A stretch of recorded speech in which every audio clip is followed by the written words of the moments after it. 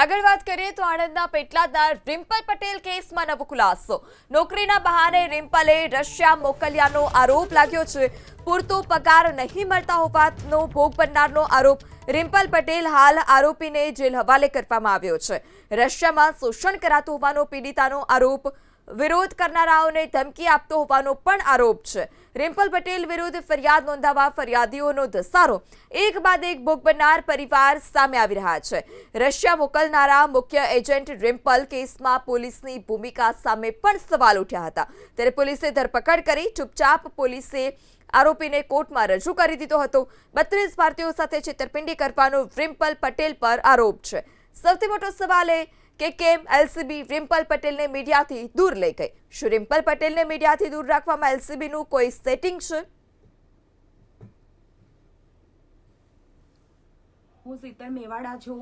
હું વડોદરા ગુજરાતથી રશિયા આવી છું અને રિમ્પલ પટેલ અને એમના વાઇફ કિયાના ઇન્ટરનેશનલ જે ચલાવે છે એમની સાથે હું રશિયા આવી છું અને અમને અહીંયા આગળ રશિયા મોસ્કોમાં જોબની લાલચે લાવીને અહીંયા આગળ અમને ફસાઈ દીધા છે। જેમાં આ બધી લેડીઝ, આટલી લેડીઝ છે, પાછળ આમ ફરીને બતાવી, આટલા જેન્ટ્સ છે, આ બધાને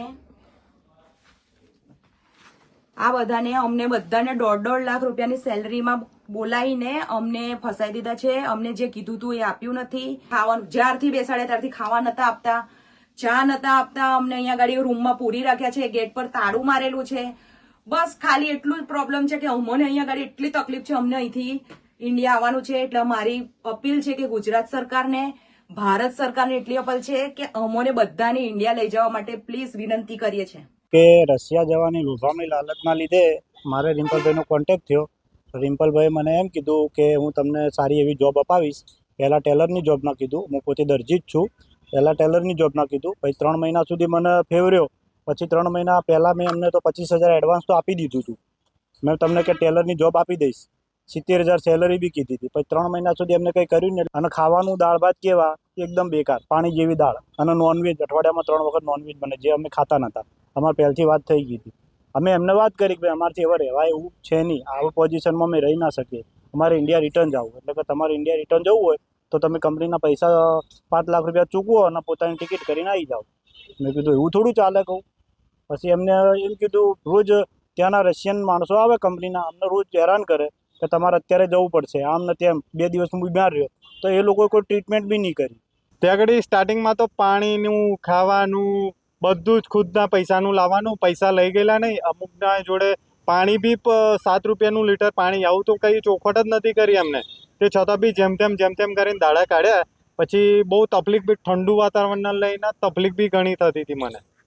મારું એક જ કહેવું છે કે 32 પાછા ઘરે બોલાવી દે અને એમના જે કંઈ બી જેટલા બી લોકો પહેલાં ગયા પછી ગયા, જેટલા બી લોકોના પૈસા ગયા એ બધાને રિફંડ મળે। અને માંગ શું છે તમારી? માંગ એક જ છે કે એમને કડીમાં કડી સજા થાય અને બાકી જેટલા લોકો ફસાયા છે એ લોકોની વીતી તો હું જ જાણું છું, જે ગયા છે એ જ જાણે છે। તો એ લોકોનું ફેમિલીના જેટલા બી પૈસા ગયા એ બધા પૈસા રિટર્ન કરે અને એમને જે ગલતી કરી, જે એમને ગુનો કર્યો એની સજા મળે એમ।